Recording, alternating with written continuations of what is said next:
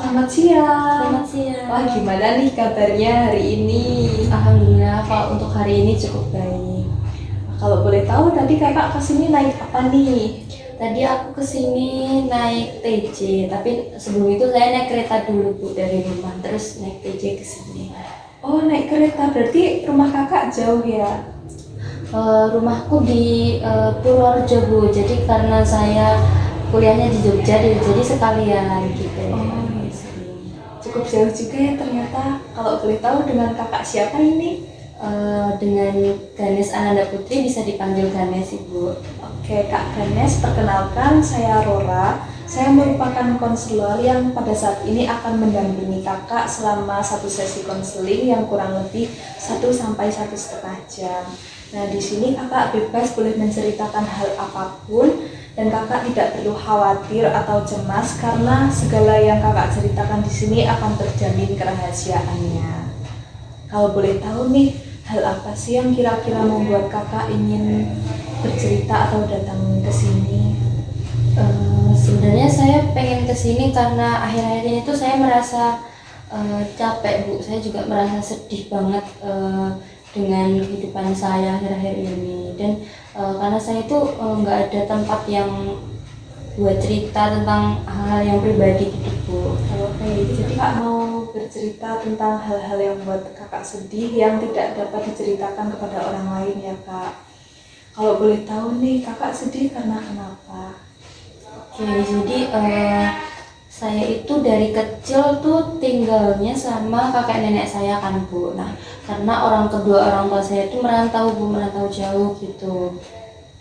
Nah, karena dari kecil saya sama kakek nenek saya, jadi saya tuh deket banget gitu sama mereka berdua. Jadi dari dulu tuh saya apa-apa, kalau ada apa-apa ceritanya sama kakek nenek saya, kalau butuh apa-apa juga ngomongnya sama mereka gitu Bu. Nah, tapi di akhir tahun kemarin itu nenek saya tuh meninggal Bu. Nah, hal tersebut itu membuat saya kayak terpuruk, membuat saya cukup sangat sedih, sangat terpukul gitu ya Bu setelah kejadian itu. Jadi apa ya, kayak karena kan selama ini saya tuh apa-apa ceritanya ke nenek saya, terus juga kalau misalnya ada sesuatu juga langsung ngomongnya ke nenek saya. Dan kalau misalnya saya lagi pulang sekolah gitu misalnya, nah itu tuh biasanya nenek saya yang sering-sering tanya gimana tadi sekolahnya, capek apa enggak, terus udah makan atau belum, kayak gitu-gitulah Bu. Kayak bentuk-bentuk perhatian yang nenek saya berikan itu sangat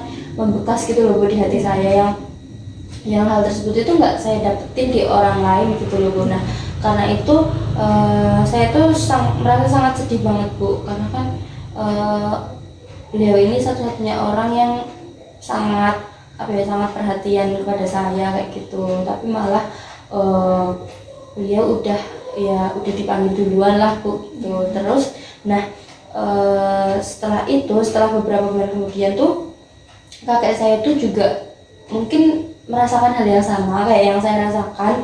Tapi beliau ini tuh mungkin karena udah tua juga, jadi jadinya tuh udah sakit-sakitan gitu loh Bu. Jadi kakek saya tuh juga malah ikut sakit-sakitan, terus kayak harus ke dokter, terus harus kontrol bolak-balik kayak gitu-gitu. Terus beberapa minggu ini tuh kakek saya tuh ngedrop banget gitu Bu.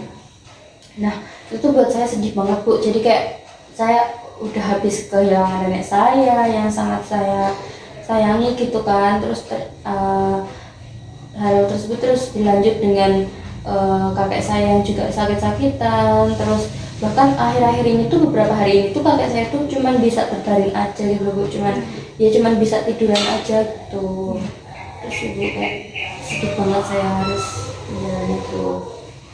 Saya memahami, mungkin di posisi Kak Ganes ini tidak mudah ya Kak, karena kakak di lain sisi kakak sedih, tetapi di lain sisi juga kakak harus merawat kakek yang sedang sakit gitu ya Kak.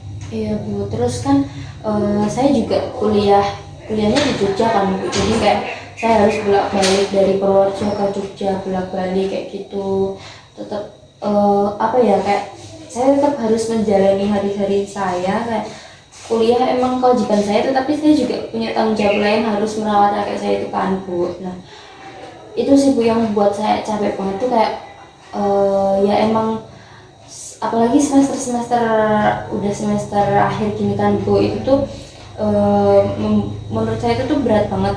Nah sebenarnya saya nggak menyalahkan apa ya kehidupan ini, tapi kayak kenapa harus saya yang menerima itu gitu loh, di tengah semester yang di tengah perkuliahan yang sangat berat ini saya harus melewati hari-hari yang sulit kayak gitu, apalagi dengan ketidakhadiran orang terdekat saya seperti itu Bu. Itu sih yang buat saya capek. Sebenarnya tuh om saya tuh ikut merawat kakek saya kan, sebagai anaknya ya Bu, ikut merawat. Cuman kan om saya tuh rumahnya tuh ya lumayan jauh lah Bu, 20 sampai 30-an menit.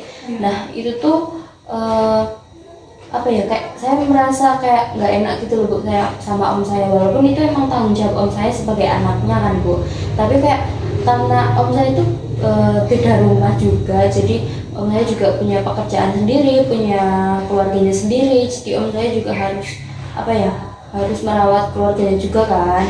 Itu yang membuat saya tuh nggak enak gitu loh Bu, kalau misalnya harus minta bantuan om saya terus yang buat merawat kakek saya. Nah jadi mau nggak mau emang saya harus tetap bolak-balik gitu loh Bu, ke rumah, ke kuliah, ke kampus kayak gitu. Jadi saya memahami bahwa mungkin posisi kakak tidak mudah, jadi saya tadi kakak sedih karena kakak masih terbayang-bayang kehilangan nenek, dan kakak juga capek, di lain sisi capek karena harus kuliah dan juga merawat kakek, meskipun juga sudah dibantu oleh om kakak gitu ya Kak. Jadi dapat saya simpulkan kakak ini mungkin sehari-harinya ini masih terbayang-bayang kenangan bersama nenek, seperti saat-saat pulang sekolah yang ditanya oleh nenek, saat-saat momen ketika kakak bercerita tentang kehidupan kepada nenek, dan saat ini kakak tidak lagi mendapatkan hal itu. Mungkin saat ini kakak sedang sedih dan juga kakak juga kelelahan karena kuliah kakak sedang berat-beratnya, dan mungkin kakak juga capek karena harus merawat sang kakek.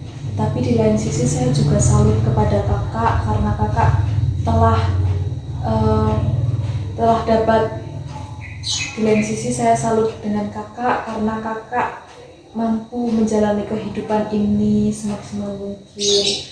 Kakak dapat bertahan hingga detik ini tuh saya sangat salut, dan semoga saja dengan ini tuh kakak dapat tetap melanjutkan kehidupan dengan sebaik mungkin. Nah kalau boleh tahu nih Kak, kira-kira cara apa sih Kak yang dapat membuat kakak itu sejenak melupakan kesedihan-kesedihan dan kelelahan kakak?